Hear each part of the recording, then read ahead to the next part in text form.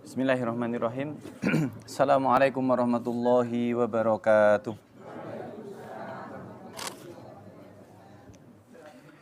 Alhamdulillah.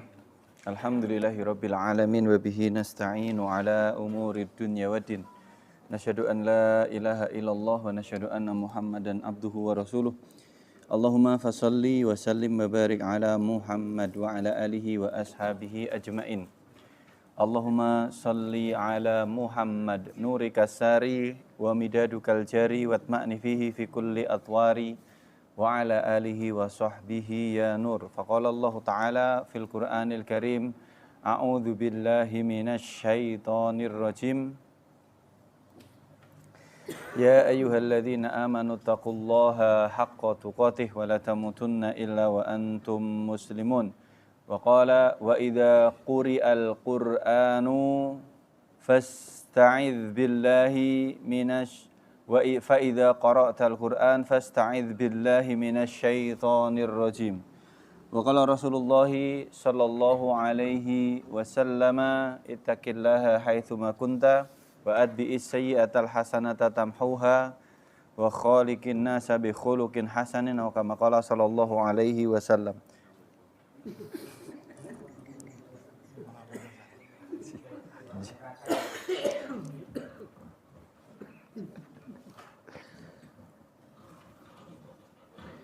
Allahumma la sahla illa ma ja'altahu sahla wa anta taj'alul hazana in syi'ta sahla.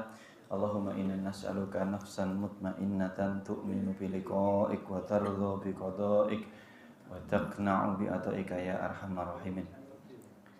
Allahumma subhanaka la ilma lana illa ma 'allamtana innaka antal alimul hakim. Bapak dan Ibu rahimani wa rahimakumullah, mari kita mulai dengan membaca basmalah. Bismillahirrahmanirrahim. Kita akan melanjutkan pembacaan hadis dan menyampaikan syarah yang ditulis oleh Syekh Abdurrahman bin Abdullah kepada Syekh Abdullah bin Abdurrahman bin Saleh Al-Bassam di dalam Taisirul Alam Syarah Umdatul Ahkam fi Syarhi Khamsumi'ati Hadisan yang ditulis oleh Syekh Abdul Ghani Al-Maqdisi. Kita sampai kepada hadis yang nomor 11. Saya akan bacakan hadisnya. An Anas bin Malik radhiyallahu anhu anna an-nabiyya sallallahu alaihi wasallam kana idza dakhala al-khala'a qala Allahumma inni a'udzubika minal khubuthi wal khaba'ith. An Anas bin Malik radhiyallahu anhu, dari sahabat Anas bin Malik radhiyallahu anhu, annan nabiyya sallallahu alaihi wasallam, bahwa sesungguhnya Nabi sallallahu alaihi wasallam idza dakhala al-khala'a, bahwa setiap kali Nabi memasuki al-khala'. Al-khala' itu adalah al-hammam, bahasa lain dari kamar mandi. Kamar mandi tidak harus jamban, tapi kamar mandi. Al-khala itu dari kata kholiyun. Kholiyun atau khala itu adalah menepi, nyempil, menjauh. Kalau kita buang hajat itu kan kita menjauh dari pandangan orang-orang. Kita menjauh dari tempat orang duduk-duduk, itu namanya khala. Karena idza dakhala al-khala', kalau Kanjeng Nabi masuk ke kamar mandi, qala, beliau berdoa, Allahumma inni a'udzubika minal khubuthi wal khaba'ith. Ya Allah, kami berlindung kepadamu, atau aku berlindung kepadamu dari godaan setan laki-laki dan setan perempuan. Termasuk di dalam ayat surat An-Nahl yang tadi saya bacakan di muqaddimah, Allah Subhanahu wa taala memerintahkan kepada kita, fa idza qara'tal qur'ana fasta'idz billahi minasy syaithanir rajim. Kalau kamu hendak membaca Al-Qur'an, maka mintalah perlindungan kepada Allah dari godaan syaitan yang terkutuk. Sehingga dari ayat ini para ulama menguatkan pendapat yang harus dibaca sebelum membaca Al-Quran justru bukan basmalah, tetapi adalah ta'awudnya. Gimana kalau kita membaca basmalah? Boleh, tetapi yang diperintah Allah di dalam ayat ini, dalam perintah ini adalah anjuran ya, bentuknya adalah ta'awud. Basmalah itu setiap sebelum memulai apapun amal soleh kita, ya. Tabarrukan, kita mencari keberkahan dengan mengucap bismillah. Bismillah itu biismillah, dengan nama Allah. Tapi kemarin saya lupa menyampaikan di sini atau tidak, di belakang kata bismillah itu ada satu kata yang tersembunyi, yaitu asta'inu bismillah. Kami mohon pertolongan dengan nama Allah supaya apa yang kita kerjakan itu mudah, supaya yang kita kerjakan itu lancar, supaya yang kita kerjakan itu mendapat keberkahan dan pahala. Itu bismillahnya. Tapi khusus untuk membaca Al-Quran, justru yang Allah minta di dalam surat An-Nahl ayat 98 adalah berta'awudz. Kenapa? Supaya tidak ada ruang bagi syaitan untuk kemudian menggoda kita ketika sedang membaca Al-Quran. Bapak dan Ibu, kula yakin kita pernah ngerasakan nek tinggi maos Quran tidak berapa lama mata sudah des. Gitu? Di setan itu pintar.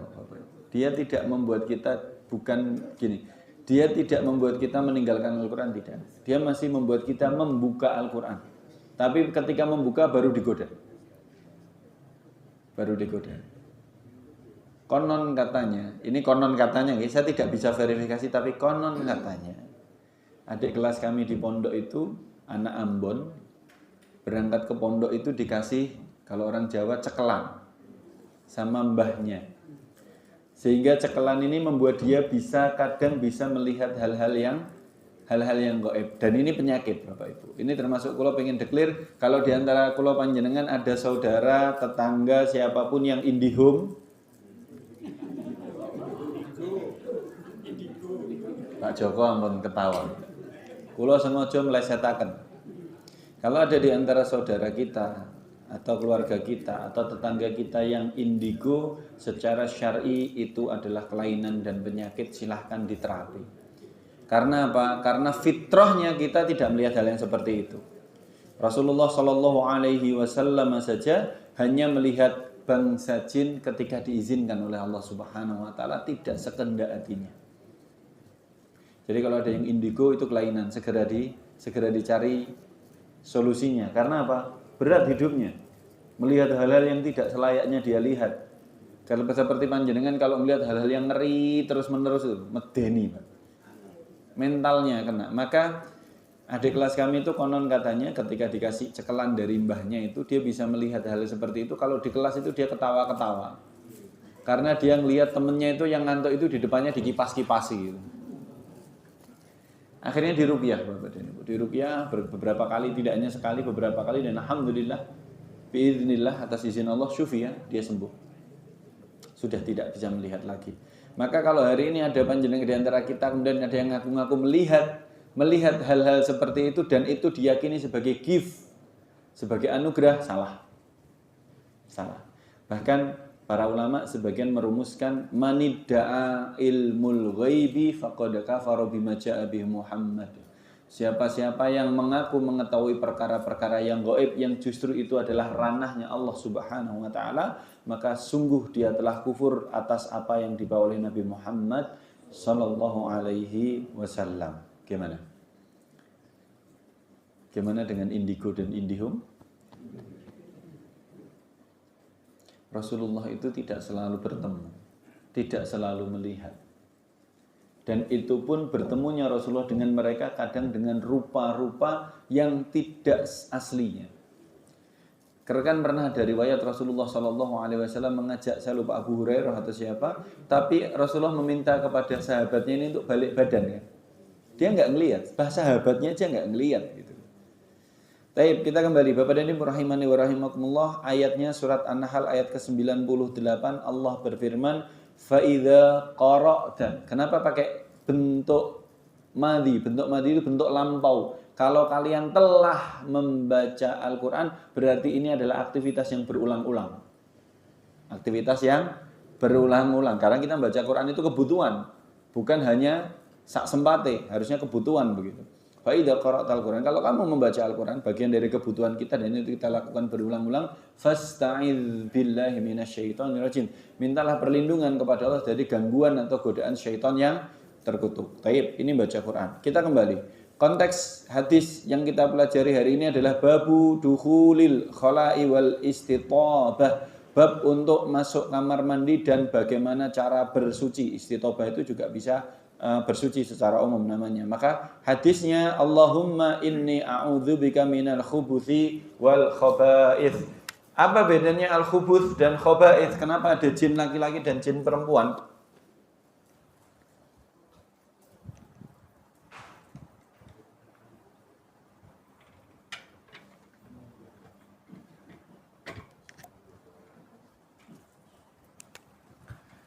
Allahumma inni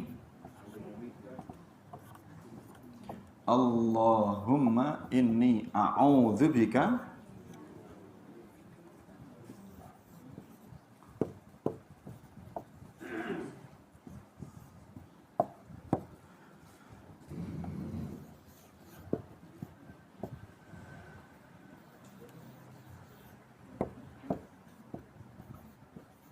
minal khubuthi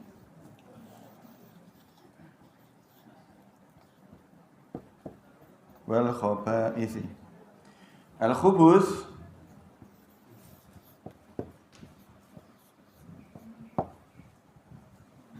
al-jin zakarun. Al-khaba'ith ini kemudian diterjemahkan menjadi jin perempuan karena ini pakai bentuk jamak. Jamak itu bentuk lebih dari satu.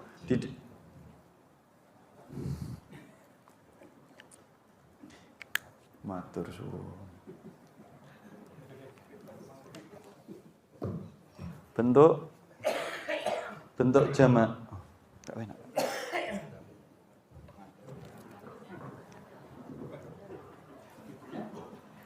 Bentuk jamak lebih dari satu, jadi mulai dua itu sudah jamak. Dalam bahasa Arab itu likulli jam'ain mu'annatsun.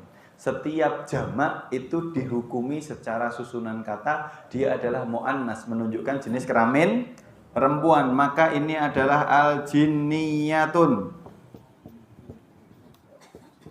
Jin perempuan, ini laki-laki, ini perempuan. Sehingga kita berlindung dari kedua-duanya, baik jin laki-laki maupun jin perempuan. Ini makna yang pertama. Jadi kalau masuk kamar mandi, kaki kiri. Kemudian berdoa. Allahumma inni a'udzubika minal khubuthi wal khaba'ith. Kaki kiri, jangan kaki kanan. Jangan kaki kanan malah kebalik. Ke masjid kaki kiri, ke kamar mandi kaki kanan, kebalik. Ke kamar mandi kaki kiri, masuk masjid kaki kanan. Al-khubuth itu adalah jin laki-laki, al-khaba'ith jin perempuan. Ini makna yang pertama, tapi ada makna yang kedua. Makna yang kedua adalah al-khubuth itu adalah bisikan-bisikan keburukan. Al-khubuth itu adalah bentuk jamak dari khabithah. Khabithah itu adalah perbuatan-perbuatan buruk. Maka kita berlindung kepada Allah. Allahumma inni a'udzubika minal khubuth. Ya Allah, aku berlindung kepadamu dari segala pikiran-pikiran kotor, pikiran-pikiran jahat yang sering datang hingga ketika kita ngelamun di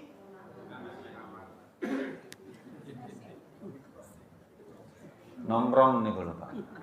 Nek pas kamar mandi gini itu jek mending boten. Tapi nek pas nongkrong pangapunten karo nyumet spidol panjenengan malah ngomot niki nggih cuman ngono. Nek boten masuk kamar mandi bawa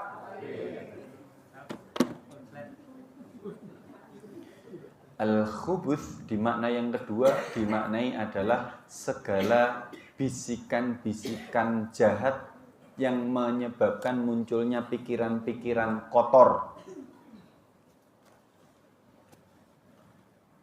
Yang paling tidak enak justru adalah ketika hari ini kamar mandi diberi judul adalah ruang inspirasi.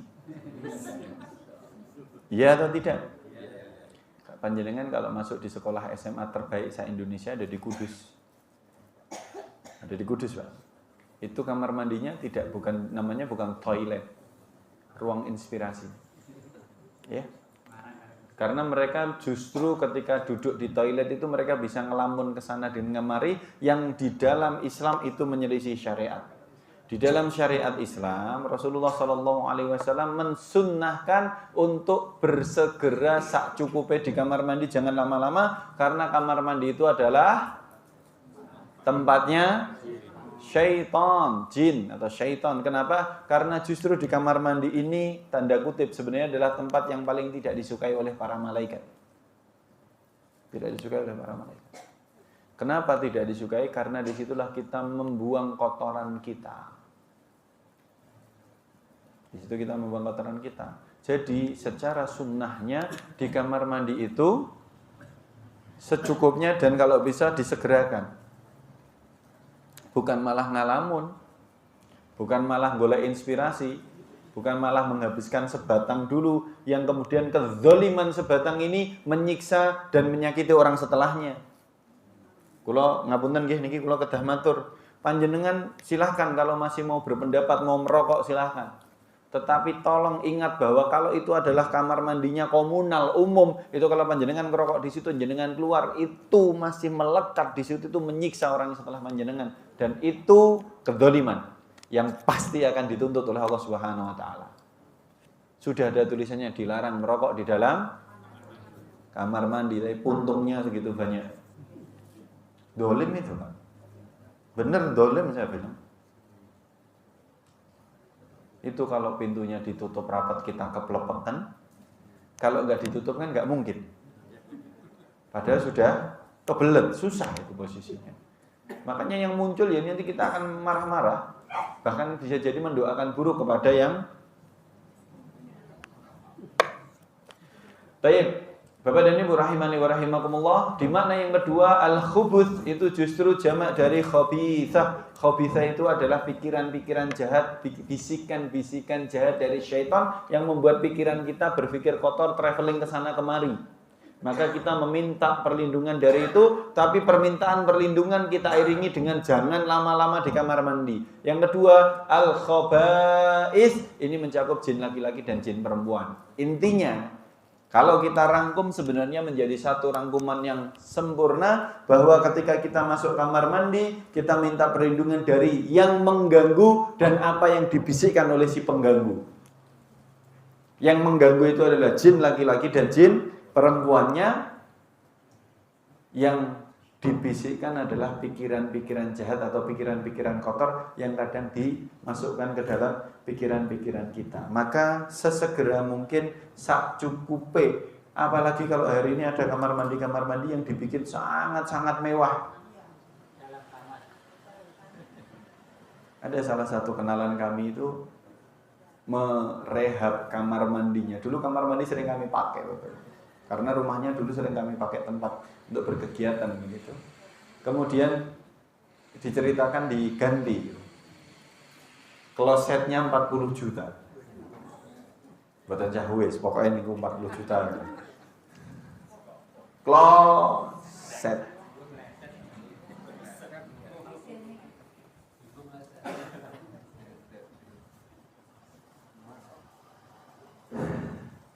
Padahal sunnahnya segera sak cukupi. Lantas Bapak dan Ibu rahimani wa rahimakumullah, saya juga ingin menyampaikan kalau kamar mandi itu adalah tempat tinggalnya atau tempat yang banyak disinggahi oleh jin laki-laki dan jin perempuan yang kemudian kita diminta untuk meminta perlindungan kepada Allah dari godaannya mereka, dari hadirnya mereka, dan kalau di tempat-tempat seperti itu jangan lama-lama supaya nanti tidak tergoda atau tidak terlalaikan.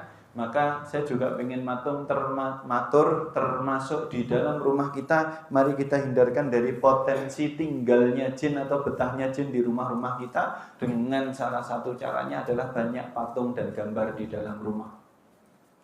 Rasulullah Shallallahu Alaihi Wasallam menyampaikan di dalam hadis yang lain, likulli sonamin jinniyatun, setiap patung itu pasti ditinggali oleh satu jin perempuan. Kalau patung di rumah kita banyak, jinnya oke. Yang kedua, hadis Rasulullah Shallallahu Alaihi Wasallam mengatakan, fa innal malaikata, sesungguhnya para malaikat la tadkhulu baitan, tidak akan pernah memasuki rumah. Malaikat yang dimaksud adalah malaikat rahmah, malaikat kasih sayang, tidak akan pernah memasuki rumah fihi suratan au kalban, yang di dalam rumah itu ada gambar yang dipajang atau anjing yang dipelihara di dalam rumah. Bagaimana dengan boneka? Bagaimana dengan boneka? Sebagian memberikan dispensasi menurut pendapatnya Imam An-Nawawi, boneka boleh. Boneka boleh. Boneka bentuk apapun boleh. Dengan catatan memang itu adalah mainan anak-anak atau untuk alat peraga. Belajar anak-anak boleh. Tapi catatannya setelah selesai dipergunakan disimpan. Tidak dipajang. Iya, masukkan kotak. Bukan malah ditaruh di ruang tamu neng dhuwur kursi ngarep dhewe. Nanti kalau dia kedip-kedip gimana? Tetapi Rasulullah Shallallahu Alaihi Wasallam dengan jelas mengatakan likulli sonamin jinniyatun, setiap patung makhluk hidup itu dihuni oleh jin perempuan. Patung makhluk hidup ini tidak harus patung statu. Patung statu itu patung batu, enggak. Apa saja dalam konteks dia adalah patung makhluk hidup pasti ada jinnya. Maka dalam dalam pembahasan tentang boneka diperbolehkan untuk bermain, tapi setelah selesai disimpan. Sama. Tidak ada pengecualian. Mau dipakai untuk celengan, celengannya macan atau jagung. Berarti beliau sering datang ke sekaten berarti ya, enggak ajak-ajak gitu ya. Sama Pak, semuanya. Karena di dalam hadis ini tidak ada pengecualian. Hatta kalau itu nanti dijadikan alat untuk peraga, belajar anak atau alat mainan anak. Ibunda Aisyah radhiyallahu anha, Bapak dan Ibu rahimani wa rahimakumullah, ketika mulai berumah tangga dengan Rasulullah, Ibunda Aisyah itu masih membawa patung anak kuda yang punya 2 sayap. Yang dalam dialog yang paling menarik, Rasulullah SAW bertanya kepada Ibunda Aisyah, apakah ini kuda? Kemudian Rasul bertanya, apakah kuda punya sayap? Ibunda Aisyah ngomong, apa kamu nggak tahu kalau kudanya Nabi Sulaiman itu punya sayap? Dialognya jadi menarik gitu. Kalau hari ini mungkin anak-anak kita itu sering ngomong unicorn. Tetapi rambu-rambu yang membolehkan rambu-rambunya tetap setelah selesai disimpan. Tapi biasanya diskusnya akan melebar ke arah gambar, bahwa sesungguhnya malaikat tidak akan memasuki rumah yang ada gambar makhluk hidup ataupun anjing yang dipelihara. Saya akan uraikan dulu supaya kita tidak kemudian salah memahami. Gambar itu diperbolehkan, Bapak dan Ibu. Hukum fotografi itu boleh, hatta fotografi makhluk hidup itu boleh. Yang tidak boleh adalah dipajang. Maka saya tidak sepakat sebenarnya kalau di sana itu ada foto-foto para ustadz, itu buat apa? Saya dimintai foto sama Pak Joko itu paling telat ngasih kayaknya. Saran saya nggak usah Pak. Saran saya diganti saja itu foto-foto itu. Ditulis saja namanya, sudah lebih dari cukup. Untuk menghindari nas ini begitu. Karena nasnya memang sesungguhnya malaikat rahmat tidak akan memasuki rumah yang ada foto atau gambar makhluk hidup. Ngoten nggih Pak Joko nggih. Niki sampai pada pembahasannya saya matur nih Pak. Kan boleh cuma nama saja kan sudah lebih dari cukup. Nanti kalau jamaah mau kenal nama ini siapa, tunjuki aja Instagramnya gitu. Tapi foto itu boleh, hukum fotografi itu boleh. Yang tidak boleh itu dipajang. Dipajang napa teng lawean? Jegon ya. Yang tidak boleh justru dipajang. Padahal kadang permasalahan kita adalah yang dipajang justru foto orang tua, foto frame keluarga. Nggak ada masalah dengan itu sebenarnya, tapi justru jatuh bukan nggak ada masalah dengan fotonya. Dengan nyetaknya nggak ada masalah. Tetapi yang dilarang adalah dipajangnya. Karena nasnya berlaku umum. Jenengan kalau punya foto album itu boleh. Foto album yang dicetak kemudian disimpan rapi itu boleh. Silakan disimpan saja. Kalau kangen dibuka lagi nggak apa-apa. Bukan nggak boleh, boleh. Tapi caranya yang nggak boleh dipajang gitu. Malah kayak dupon. Gimana Pak? Termasuk sebenarnya kalau kita bicara hukum umumnya iya. Kalau kita bicara hukum umum loh, saya tidak mengatakan memasang itu melanggar tidak, tetapi hukum umumnya berlaku. Kita bicara hukum umum, okay? Fotografi boleh, tapi disimpan saja. Dicetak boleh saja, kenapa enggak boleh? Disimpan dalam kamar ya jangan dipajang Pak, podo mawon.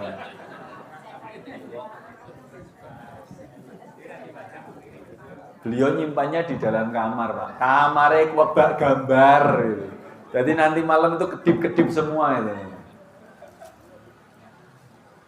Mas ipar saya itu dulu kolektor poster Bapak Ibu. Mas ipar saya itu kolektor poster pemain bola. Wamarnya penuh gambar poster pemain bola itu. Sampai suatu ketika dia lari ketakutan keluar kamar karena salah satu posternya itu berkedip dan tersenyum. Iya. Akhirnya mulai saat itu dia lepas semua. Karena nasnya benar, nasnya adalah likulli sanamin jinniyatun, setiap patung itu akan dihuni oleh jin perempuan, termasuk setiap gambar itu juga sama, menjadi rumah-rumah mereka di dalam rumah kita. Bahasanya begini loh, jangan mengundang datangnya mereka dengan kita siapkan rumah untuk mereka di dalam rumah kita. Saya pernah dalam satu kesempatan Ramadan, saya lupa 2009 atau 2010. Kami tugas Ramadan di kabupaten di kota Tegal. Di sana salah satu ikhwah atau salah satu yang menampung kami mengatakan kami minta tolong meruqyah.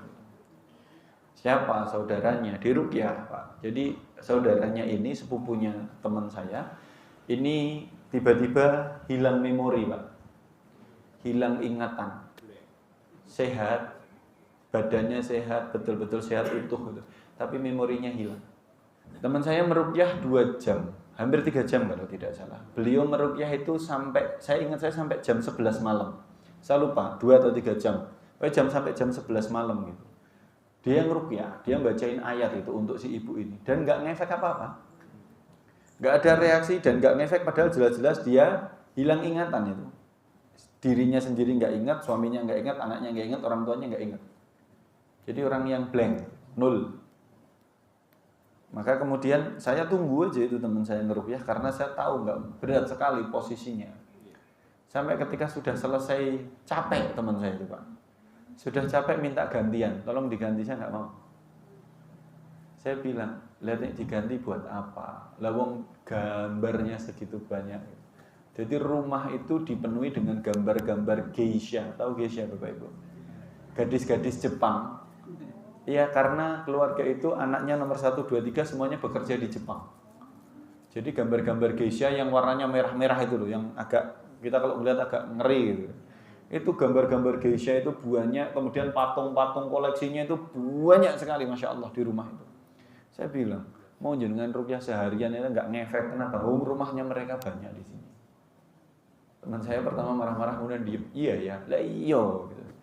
Akhirnya saya kumpulkan, saya minta izin untuk mengumpulkan seluruh keluarga yang hadir waktu itu. Kemudian saya matur, pelan-pelan betul. Saya matur supaya tidak salah paham. Gitu. Saya mohon izin gitu, bahwa saya sampaikan hadis tadi pelan-pelan. Kemudian kalau boleh mohon izin semua gambar yang hari ini dipasang kalau boleh disimpan, termasuk patung-patungnya. Walhamdulillah, karena mungkin keluarga ini butuh berikhtiar untuk kesehatan anggota keluarganya, itu diterima syarat itu. Diturunkan semua gambar-gambar geisha itu. Patung-patung juga disimpan. Patungnya bagus-bagus Pak, patung keramik bagus-bagus dari Jepang. Boneka-boneka semuanya disimpan, rapi, simpan. Jadi disimpannya buat tentang jero kamar dipasang ya Pak. Odo wae. Kandangnya tengah kamar. Sudah? Maka kemudian setelah itu semuanya selesai baru saya nyuwun izin kalau diruqyah dibacakan lagi sudah malam, sudah capek kami jam 12. Saya izin saya ngeruqyahan air. Saya ruqyah di air satu bak. Saya minta air dalam satu bak itu, kemudian juga air untuk minum. Saya bacakan ayat ruqyahnya sama beliau, teman saya juga sih sebenarnya. Setelah itu saya minta izin, tolong setelah ini air di bak ini dimandikan. Tapi tidak di kamar mandi karena ini air yang sudah dibacakan ayat doa gitu, ayat bukan doa, ayat gitu. Jadi silakan dimandikan tapi tidak di kamar mandi. Qadarullah rumah ini tengahnya ada tamannya, Pak. Silakan dimandikan di situ saja dan air minumnya tolong diminumkan. Kami pamit. Ini ikhtiar terbaik insyaallah. Dan betul, kami pulang jam 1 kalau tidak salah. Kemudian kami masih menunggu kabar gitu. Apa yang terjadi sampai subuh, sampai sahur gitu. Kan itu pas Ramadan. Walhamdulillah. Setelah dimandikan dan diminumkan itu katanya si ibu inilah, ibu usianya 40 awal, 40-an. Itu glibak tidurnya enggak nyenyak. Posisi dibaringkan di tempat tidur yang sama itu enggak nyenyak. Dan enggak bisa ngomong. Sampai kemudian jam 3 atau jam setengah 4 orang baru mulai mau sahur itu, dia merasa bahwa katanya ceritanya itu ketika rumah itu mulai dinyalakan, pintu-pintu dibuka, ada bayangan hitam yang dari mulai setelah dia diruqyah itu nggak bisa keluar rumah, akhirnya dia bisa keluar. Bersama keluarnya bayangan hitam di pikiran dia ingat nama orang-orang di sekitarnya. Memorinya mulai kembali. Bapaknya disebut namanya, ibunya disebut namanya, suaminya, anaknya, semuanya.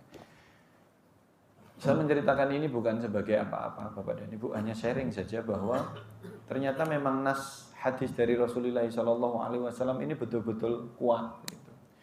Bahwa patung gambar yang ada di rumah-rumah kita itu menjadi pengundang datangnya makhluk-makhluk Allah yang lain ini, jin laki-laki dan jin perempuan. Kalau ada jin perempuan ya nanti akan datang jin laki-lakinya. Karena akan ada pasangan-pasangan kan, betul kan? Maka itu mengundang, maka jangan sampai kita mengundang gitu. Sehingga kalaulah rumah kita diminta oleh Rasulullah SAW, la taj'alu buyutakum maqabir. Jangan kalian jadikan rumah-rumah kalian sebagai kuburan. Apa maknanya? Kuburan itu bukan tempat untuk ngaji, Pak. Kuburan itu bukan tempat untuk sholat. Jadi kalau rumah kita tidak pernah dipakai ngaji, tidak pernah dipakai untuk sholat, sama saja dengan kuburan. Maka Rasulullah melanjutkan, fa inna syaitana la tadkhulu baitan tuqra'u fihi suratal Baqarah. Jangan kalian jadikan rumah-rumah kalian seperti kuburan. Sesungguhnya syaitan itu tidak akan pernah memasuki rumah yang dibacakan surat Al-Baqarah. Berarti porsinya adalah berikan hak rumah kita untuk beribadah. Makanya untuk bapak-bapak, sholat sunnah ba'diyah dan qobliyah terbaik itu di rumah. Di rumah, bukan di masjid. Kecuali jika malah kalau sudah pulang nanti ora sempet karena nek wis teko ngomah wis urusane kakean. Hukum aslinya sholat sunnah ba'diyah atau qobliyahnya itu di rumah. Sebagai apa? Sebagai bagian haknya rumah untuk kita pakai beribadah. Gimana, Pak? Sama. Hukumnya berlaku sama. Betul. Maksudnya rumahnya kan dekat sekali, apa enggak sekalian ke masjid, ngoten kan? Ya kalau dekat enggak apa-apa. Kalau di sana bisa. Tapi kalau yang jauh sebentar. Kalau yang dekat bisa, kalau yang jauh enggak bisa. Kalau yang jauh berarti disiasati, Pak. Qobliyahnya di masjid, ba'diyahnya di rumah. Ya kan tetap ada hak dipakai. Kalau qobliyahnya nggak mungkin, oke, nggak ada masalah. Silakan tunaikan di masjid. Itu pun kita kalau mau ke masjid masih nunggu qomat daripada nunggu adzan kan? Kapan qobliyahnya terus? Jadi di situ Bapak dan Ibu hak rumah kita. Maka disinilah kita membangun satu struktur yang sempurna, tidak hanya parsial-parsial, tidak hanya potongan-potongan, bahwa untuk menjaga keberkahan di dalam rumah itu banyak hal yang harus kita tunaikan, banyak hal yang harus kita penuhi dan kerjakan, tidak hanya sekedar didongakne tok, enggak, didongakne, kemudian hal-hal yang menghalangi masuknya malaikat rahmat itu kita hilangkan, betul kan? Kemudian hal-hal yang mengundang datangnya rahmat itu kita tunaikan, kita kerjakan, itu poinnya. Sebelum saya lanjut, ada yang mau ditanyakan? Tafadhol.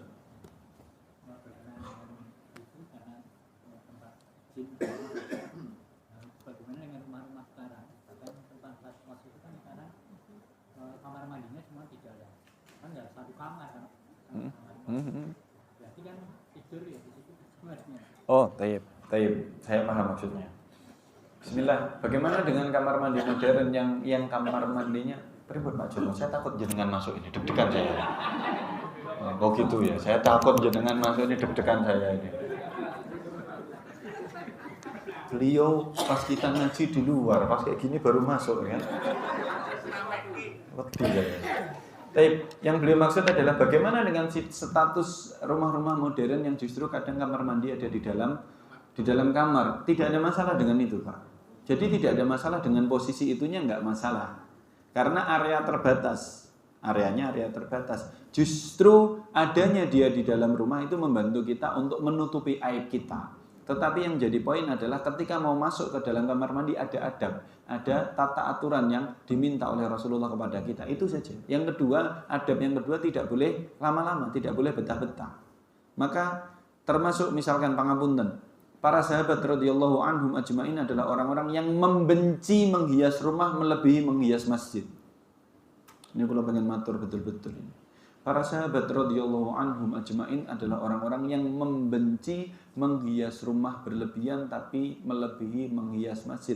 Kenapa? Maka fungsi rumah akan melebihi kapasitasnya. Orang akan lebih betah di rumah karena lebih nyaman daripada ke masjid. Kalau rumah kita nyaman, mari kita jadikan masjidnya lebih nyaman dari itu. Kenapa kita lebih nyaman di rumah? Ada fasilitasnya, ada AC-nya, ada karpet tebalnya, ada air minum dinginnya. Kenapa masjid tidak kita sulap seperti itu sama-sama? Kita sengguyung bareng-bareng.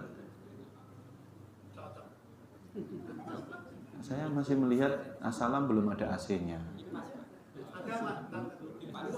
Dulu kedinginan. Oh nggih Pak, kula ngertos nek niku. Tapi kula kan niki ngomong ben dandosi sing enggal. Pangapunten, izin maturnya begitu. Para sahabat itu mereka membenci menghias rumah. Bahasa syar'inya zakhrafatul bait, menghias rumah melebihi hiasan masjid. Harusnya masjid itu kita sulap bagaimana ceritanya supaya ketika di masjid kita semuanya merasa nyaman dan betah. Ben ora kesusu dulu, Pak. Suguhan itu kan parsial. Sekarang panjenengan saya nyuwun izin nggih. Ini sama-sama sebagai bagian dari introspeksi saja.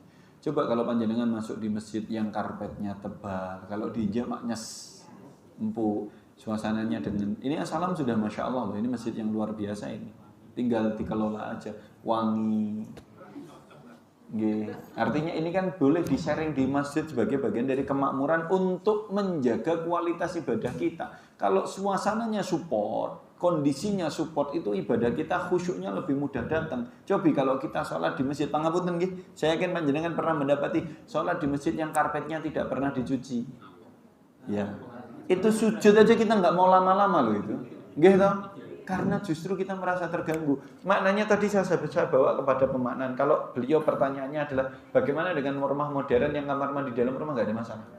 Nggak ada masalah dengan itu. Karena sebenarnya tadi kita sampaikan di dalam hadis ini disebut sebagai khola. Khola itu kalau bahasa yang lainnya hammam. Kalau hammam bahasa langsung kamar mandi. Kalau khola itu lebih umum. Khola itu adalah tempat delik, tempat menyendiri. Dulu di padang pasir ini mboten enten Bapak dan Ibu, mboten enten tempat kamar mandi umum itu nggak ada. Kenapa? Dulu kalau di kamar mandi itu, kalau di padang pasir kalau mau ke kamar mandi karena nggak ada tempatnya, itu berhenti menepi dari jalur lalu lalang manusia. Makanya kemudian kita tahu ada peristiwa hadisul ifki. Tahu peristiwa hadisul ifki kan? Tuduhan palsu, tuduhan Ibunda Aisyah berzina itu justru munculnya karena dalam proses pulang dari peperangan, pasukan berhenti, diberi kesempatan untuk qada'ul hajat, untuk menunaikan hajat-hajat yang sudah tertahan. Ibunda Aisyah karena dia adalah seorang wanita, dia menepi lebih jauh dari dari tempat yang dipandang manusia betul-betul pada titik yang sudah nggak kelihatan. Berarti adoh banget. Kenapa? Karena padang pasir gak enak yup-yupan. Kalau hari ini di Indonesia oke wit-witan, wit-witan. Wong sopir niku cuman mojok teng pojokan banok. Gitu. Karena ning gurine wit-witan kok. Karena tidak ada penghalang itu, Ibunda Aisyah jalannya jauh Bapak dan Ibu. Sampai tidak kelihatan dari pandangan orang-orang atau di balik gunungan bukit pasir begitu. Tetapi yang terjadi ketika Ibunda Aisyah sudah kembali menaiki sekedup atau rumah-rumahan di ontanya, justru Ibunda Aisyah sadar ketika menyentuh lehernya, kalungnya nggak ada. Maka persangkaan yang paling kuat justru kalungnya jatuh ketika dia buang hajat. Maka turun lagi, nyari kalungnya. Sayangnya beban berat badan ini pangapunten nggih, saya tidak body shaming ini. Berat badannya Ibunda Aisyah itu dalam kondisi waktu itu masih ramping. Ora kroso munggah medone di sekedup itu tidak sampai enggak kerasa oleh kusirnya. Saking entengi gitu. Saking entengi sehingga kusir ontanya merasa Ibunda Aisyah sudah naik, sehingga langsung ketika pasukan berangkat dia langsung jalan. Karena rasanya tadi udah naik, dilihat gitu, padahal turun lagi. Ini loh kholak tempat membuang hajat yang sangat jauh begitu. Sangat jauh. Sekarang tidak jauh, tapi itu adalah tempat kita berprivasi gitu. Tempat kita menanggalkan pakaian kita. Bapak dan Ibu rahimani wa rahimakumullah, ada mazhab di dalam mazhab Syafi'i, dalam kitab-kitab kuning disebutkan tidak boleh melepas pakaian seluruhnya. Pernah mendengar? Pernah mendengar pendapat seperti ini? Di dalam kamar mandi tidak boleh menanggalkan pakaian seluruhnya. Pernah mendengar pendapat seperti ini? Ada pendapat di dalam mazhab Syafi'i memang. Tetapi pendapat ini lemah. Kenapa? Yang membedakan atau yang membuat mata syaitan tertutup dari aurat kita justru doa ini. Kenapa kita berdoa dengan doa ini? Atau pangapunten nggih, ketika kita mau tidur kita berdoa, ketika menanggal pakaian kita berdoa, ngapunten, ketika berhubungan suami istri kita berdoa sebelumnya, itu supaya pandangan mata syaitan itu tertutup walaupun kita melepas pakaian. Justru dia akan melihat kita, pangapunten bahasanya vulgar ya, melihat kita telanjang ketika kita di kamar mandi atau ketika kita di kamar bersama pasangan, ketika kita tidak berdoa. Maka disinilah fungsi doa. Walaupun kita menanggalkan pakaian, biarkan Allah yang menutup dengan penutupnya Allah Subhanahu wa taala dari pandangan mata-mata mereka. Inilah fungsi doanya, tidak serta-merta, tidak sekedar kemudian kita minta perlindungan, itu yang paling utama, tapi ditutup. Ditutup dari pandangan mata mereka, pandangan jahatnya mereka justru dari itu, Pak. Dengan doa itu pandangan mata mereka tertutupi. Maka kalaulah kemudian kita tidak di tempat kamar mandi yang ideal. Contohnya kita berada di gunung, nggak ada kamar mandi ideal, gimana? Masih doa dengan doa ini? Iya. Doa ini kalau di tempat kamar mandi terbuka yang tidak ideal itu justru fungsinya supaya membuat aurat yang kita buka ditutup dari pandangannya syaitan, karena kita berlindung dari kejahatan mereka begitu. Itulah fungsi doanya. Tetapi kalau di tempat-tempat yang umum jangan lupa bahwa ada doa yang juga Rasulullah Shallallahu Alaihi Wasallam ajarkan kalau kita memasuki tempat yang baru atau tempat yang tidak berpenghuni. Doanya adalah A'udzu bikalimatillahi tammah min syarri ma khalaq. Pendek.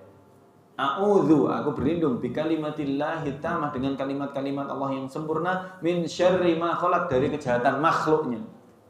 Jadi kalau panjenengan berada di bangunan baru, tidak kenal bangunan itu, bangunan baru yang jenengan datangi loh ya, tidak kenal, tidak akrab, baca aja doa itu.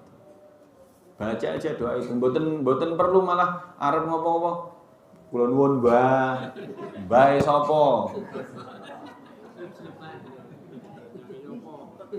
Iya, kalau kita masuki ruang apa bangunan atau ruang yang baru atau tempat yang kita belum pernah datang, doa itu a'udzu bikalimatillahi tammah min syarri ma khalaq. Pendek kan? Doa aja. Sudah Pak, insya Allah Bapak dan Ibu kita akan dilindungi oleh Allah Subhanahu wa taala dari kejahatan siapapun makhluknya. Ima dia jin, ima dia binatang melata, ima dia ulat. Semuanya kita minta perlindungan dengan doa yang jami'un, mani'un. Doa yang pendek tapi dahsyat. Saya punya teman Karena kami anak pondok, Bapak dan Ibu, anak pondok itu ada kegiatan kadang kegiatan wajib ekskul lah kalau bahasa di luar ya. Ekskul itu mendaki, latihan SAR itu di gunung itu nggak cuma sehari, bisa berhari-hari. Sayangnya teman saya tidak pernah mau buang hajat di gunung. Dia adalah orang yang pangapunten, dia adalah orang yang ngempet nahan. Itu 6 hari juga nggak akan buang hajat sama sekali dia. Kuat bener. Kalau saya punya kebiasaan setiap pagi itu saya harus buang. Ya sudah. Lah apa ini buminya Gusti Allah kan? Dzikir saja, a'udzu bikalimatillahi tamma min syarri ma khalaq, itu yang pertama. Ketika ada tempat baru, ketika mau buang hajat doa dengan doa ini, sudah selesai. Apa yang harus kita khawatirkan? Kalau dengan doa ini kemudian Allah tutupi pandangan jahat, mata-mata jahat dari para jin laki-laki dan jin perempuan kepada kita. Justru itu poinnya. Maka tadi saya sampaikan pendapat yang setahu saya wallahu alam bisa pendapatnya lemah, bahwa kalau ke kamar mandi tidak boleh melepas baju secara total. Justru pendapat ini menyelisih pendapat bahwa Ibunda Aisyah radhiyallahu anha pernah mandi satu bejana bersama Rasulullah SAW. Sampai-sampai Ibunda Aisyah mengatakan ketika menceritakan pernah mandi satu bejana dengan Rasulullah itu, Ibunda Aisyah ngomong ke Rasulullah, sisakan untukku. Karena Rasulullah yang megang gayungnya. Ini jenengan pandangannya serius semua. Pandangan saya juga serius. Mengenang, kok cuma dikenang Pak, niku boleh tetap dilakukan, itu boleh Pak, jangan dikenang saja. Sunah juga. Ini nggih sunahnya mboten niku tok Pak. Sunahnya cuma yang itu saja nih Pak Joko ya. Malam Jumat. Oh nggih siap, tafadhol. Yap.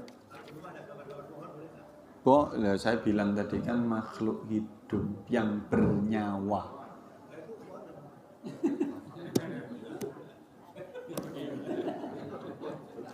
Jenengan itu sebentar, jenengan kalau pas motong pohon apa bilang tak cabut nyawamu, gitu kan enggak.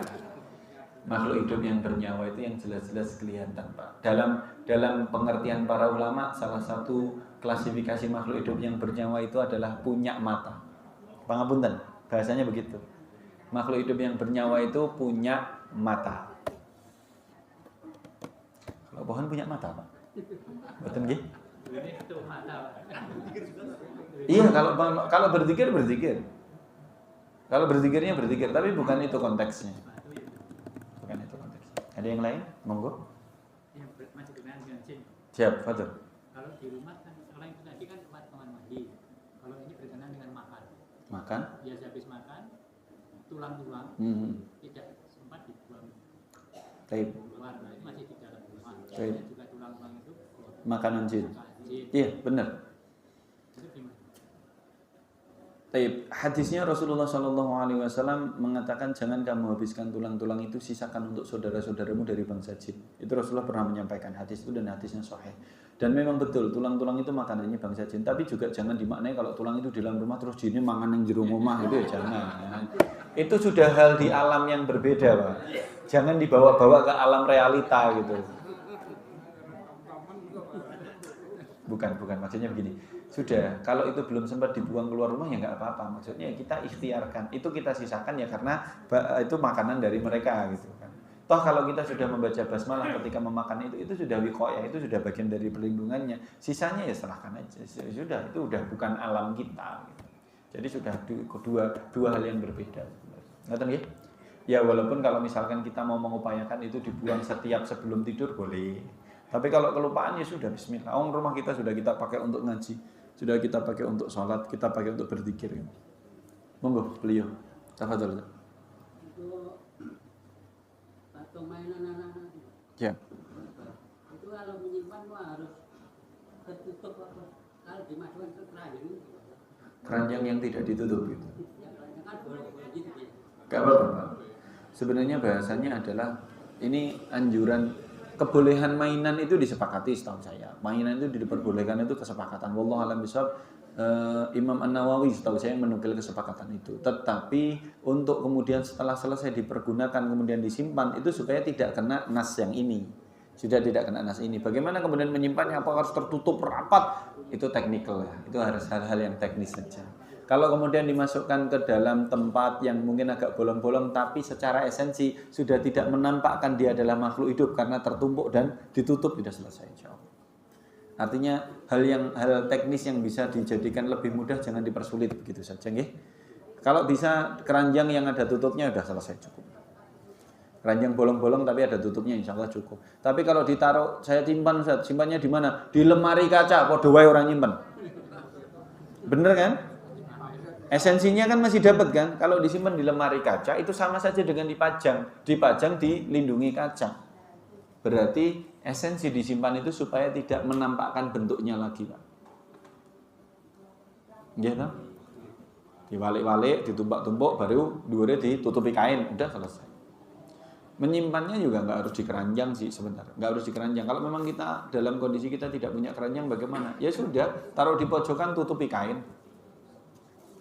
Selesai. Itu menyesuaikan aja. Monggo beliau, pripun Pak? Mengenai jin yang tinggal di dalam gambar-gambar itu kalau setiap hari dibacakan Al-Baqarah apa nggak mau berdiri? Pertanyaan beliau menarik sekali loh. Karena beliau mengaplikasikan hadis gitu. Apakah kalau setiap hari dibacakan Al-Baqarah dia tidak mau pergi? Karena bukan masalah tidak mau pergi, karena kita menyiapkan rumah untuknya. Dia ndelik, Pak. Jadi bukan tidak mau pergi, dia ndelik. Itu rumahnya. Bahasanya itu istananya. Dia kuat di situ, dia tutup rapat-rapat gitu, nggak apa-apa. Sehingga preventifnya memang kalau memang walaupun rumah itu dipakai sholat, sekarang saya nanya gitu. Kalau rumah itu ngapunten nggih, saya bawa kepada kasus yang lain gitu. Jenengan tadi matur kalau itu ada gambar tapi kita bacakan Al-Baqarah apa dia tidak pergi? Saya nanya, kalau rumah itu melihara anjing tapi dipakai untuk sholat, bukan hanya Al-Baqarah sampai Anas gitu. Sama atau tidak konteksnya? Sama. Zatnya, bukan bacaannya. Zatnya itu maksudnya gambarnya dan anjingnya. Yang jadi kasus gambar dan anjingnya, bukan apa yang kita lakukan di dalam rumah. Bapak dan Ibu rahimani wa rahimakumullah, kula pengen melanjutkan nggih sekedhik nggih. Jadi posisi gambar tadi boleh kan saya bilang, tapi disimpan. Sama halnya, bolehkah memelihara anjing? Bolehkah memelihara anjing? Serius Pak, boleh. Serius boleh Pak. Anjing yang boleh dipelihara itu sejatinya adalah anjing buru. Anjing penjaga boleh, anjing asisten. Tapi kan ada hewan lain yang memang boleh dipelihara selain anjing. Tapi catatannya kebolehan memelihara anjing berburu itu dengan catatan dia dibikinkan rumah sendiri di luar rumah utama dan tidak berinteraksi langsung, karena pendapat yang lebih kuat adalah setiap bagian dari anjing itu najis, tidak hanya liurnya, bulunya juga najis. Kalau dia biarkan masuk ke dalam rumah, bahkan kita peluk-peluk, itu berarti ya poinnya di situ. Poinnya di situ. Boleh Pak, tapi dengan catatan kayak misalkan rumah-rumah yang di pegunungan yang memang harus ada anjing penjaga itu ya enggak apa-apa, tapi di luar rumah, bukan di dalam rumah utama. Bikinkan kandang di luar rumah dan dibatasi tidak boleh masuk ke dalam rumah. Kenapa? Ya itu tadi balik kepada nas. Kalau ada anjing di dalam rumah, malaikat rahmat tidak akan masuk. Malaikat rahmat loh Pak ya. Malaikat hafadzah tetap. Malaikat rahmat nggak mau. Terus apa yang tersisa di rumah kita kalau malaikat rahmat tidak mau masuk? Ketenangan apa yang kita dapatkan dari rumah nanti? Padahal rumah itu harusnya adalah tempat ketika kita pulang kita merasa tenang. Tapi sumber ketenangannya justru kita usir. Pangapunten nggih bahasanya begitu. Justru kita jauhkan dengan gambar-gambar dan anjing tadi. Wallahu a'lam. Ngoten nggih lagi. Monggo yang lain. Biasanya urusan gambar sama anjing ini banyak ini biasanya. Tapi kalau di sini enggak, alhamdulillah. Pripun? Orang yang terbiasa menjalankan sholat qobliyah. Baik. Setelah diangkatkan itu. Gimana Pak? Dia terbiasa qobliyah, terus? Iya. Terus itu tidak sempat itu apa bisa dikodok. Oh, taib. Aha. Siap. Saya kayaknya memahami konteksnya. Kalau dia punya kebiasaan sholat qobliyah, kemudian dalam case tertentu kemudian tidak tidak sempat mengerjakannya apa boleh diqadha? Di dalam riwayat yang kuat Rasulullah Shallallahu Alaihi Wasallam pernah mengqadha salat qobliyah. Sebentar, salat ba'diyah zuhur diqadha ba'da asar. Pernah case sekali setahu saya, karena Rasulullah Shallallahu Alaihi Wasallam justru waktu itu dimulai ba'da salat zuhur langsung ditemui oleh tamu sampai datang waktu asar. Sehingga kemudian Rasulullah mengqadha salat ba'diyah zuhurnya di ba'da asar. Tapi tolong dicatat, case saja, sesekali saja, tidak kebiasaan. Kalau dia kebiasaan, ya futuhu, terlewat kebiasaan itu, terlewatnya ya enggak sesekali, karena beberapa kali sudah terlewat ya sudah, bukan rezekinya. Karena memang waktu aslinya adalah qobliyah atau ba'diyah pas. Bapak dan Ibu tolong dipahami bahwa kata-kata qobliyah dan ba'diyah dalam konteks sholat sunnah rawatib, tolong kita pahami rawatib itu adalah sholat sunnah yang mengiringi sholat sing ajeg dikerjakne. Makanya namanya rawatib. Rawatib itu sing tertib itu loh, 5 waktu itu kan tertib. Maka sholat sunnah qobliyah itu yang mengiringi sholat tertib ini. Qobliyah ya di sebelumnya, ba'diyah ya setelahnya. Gitu. Kalau memang sudah terlewat ya sudah, kita kehilangan waktunya. Tetapi sesekali boleh, in case saja, dalam case-case tertentu sekali boleh. Misalkan panjenengan biasa betul-betul mengerjakan sholat qobliyah subuh di rumah. Dalam case kesempatan misalkan tiba-tiba bangun sebelum subuh sudah qiyamul lail, kok datang azan subuh tiba-tiba sakit perut sampai masuk waktu iqamah, berarti terlewat karena udzur kan? Karena udzur kayak gini boleh. Karena jelas-jelas sebenarnya dia kalau tidak dengan sakit perutnya, dia sudah bangun, dia sudah ready, tapi dengan sakit perutnya ternyata dia terhalang, maka boleh diqadha. Tapi hati-hati dalam mengerjakan qadha, jangan di masjid. Kenapa? Jadi fitnah. Jangan jadi fitnah, boleh tapi jangan pernah menjadikan diri kita sebagai bahan persangkaan. Karena ada satu kaidah yang dipahami oleh disepakati oleh para ulama, man alqa nafsahu ila tuhmah, siapa yang melemparkan dirinya sebagai objek persangkaan, fala yalumanna man asa'a dzanna bihi, maka jangan menyalahkan orang yang berburuk sangka kepada dirinya. Itu memang sudah seperti itu, ini hukum dohir.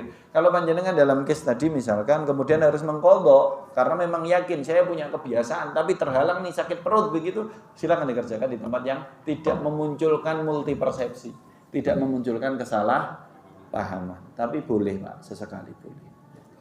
Sampun nggih? Bapak dan Ibu rahimani wa rahimakumullah, ini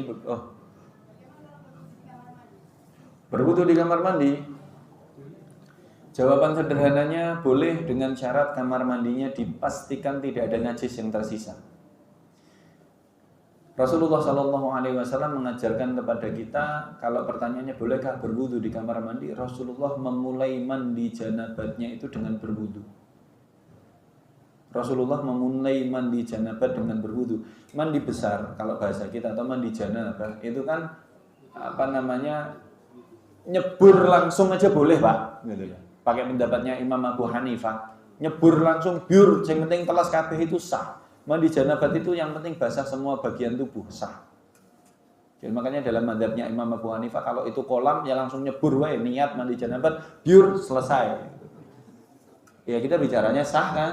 Tetapi isobatus sunnah, supaya mendapat pahala sunnah, sebagaimana hadis dari saya lupa Maimunah atau Ummu Salamah, bahwa Rasulullah Shallallahu Alaihi Wasallam mencontohkan mandi janabat dimulai dari wudu. Tapi wudunya tolong dicatat. Tapi wudunya itu dimulai karena Rasulullah sudah kita bahas atau belum sih Pak? Di dalam hadis ini sudah atau belum? Belum ya? Saya spill aja nanti kalau ketemu hadisnya berarti kita akan bahas. Sudah ya. Jadi dimulai dari mencuci kemaluannya dulu. Betul kan? Dicuci dulu kemaluannya. Setelah dicuci kemaluannya urusan tempat najisnya sudah dibersihkan, baru berwudu. Kemudian ketika wudunya sampai di bagian kepala diguyur 3 kali. Kenapa cuma 3 kali? Selama 3 kali sudah membasahi sudah lebih dari cukup. Setelah mengguyur sampai di kepala diguyur 3 kali, ngambil 1 gayung lagi, beliau berpindah. Kenapa berpindah? Karena takutnya di tempat itu masih ada kotoran yang gugur di situ, sehingga berpindah. Maka kemudian dia cuci kakinya dan tidak mengulangi wudunya. Berarti pertanyaannya kalau dikembalikan, bolehkah wudu di kamar mandi? boleh dengan catatan dipastikan tidak ada najis yang tersisa di kamar mandi. Terutama karena kamar mandi kita hari ini di rumah-rumah sekarang itu kan sampun tegel ya. Bahkan keramik, bahkan granit, bahkan 40 juta itu tadi. Jadi bersihkan dulu kalau mau wudu di kamar mandi. Saya termasuk yang punya kebiasaan setelah habis mandi biasa pun saya wudu. Saya membiasakan itu dari dulu. Pokoknya setelah habis mandi saya wudu dulu sebelum saya pakai baju. Gimana? Lihat kan jenengan kalau di kamar mandi kan urusannya sudah tidak ada zikir-zikir zahir. Kenapa sulit, Bu? Gampang aja, Bu. Apakah boleh zikir di kamar mandi? Sebentar, hukum umumnya tidak boleh, tapi lil hajah boleh, tapi di dalam hati tidak boleh dikeluarkan. Bukan sir. Enggak sir. Sir itu dengar loh, Bu. Kita jangan salah paham. Sir itu dibaca lirih yang hanya didengarkan telinganya sendiri. Itu sir. Kalau di dalam konteks kamar mandi bukan sir, tapi di dalam hati, batin. Ahli kebatinan itu loh.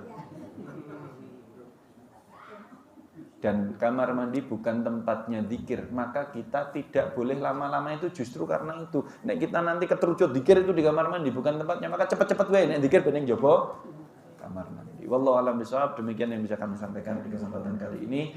Semoga ilmu yang kita pelajari adalah bermanfaat. Semoga Allah memberikan hidayah kepada kita sampai akhir hayat. Mari kita sama-sama tutup dengan membaca doa kafaratul majlis. Subhanakallahumma rabbana bihamdika asyhadu an la ilaha illa anta astaghfiruka wa atubu ilaik. Barakallahu fikum. Assalamualaikum warahmatullahi wabarakatuh.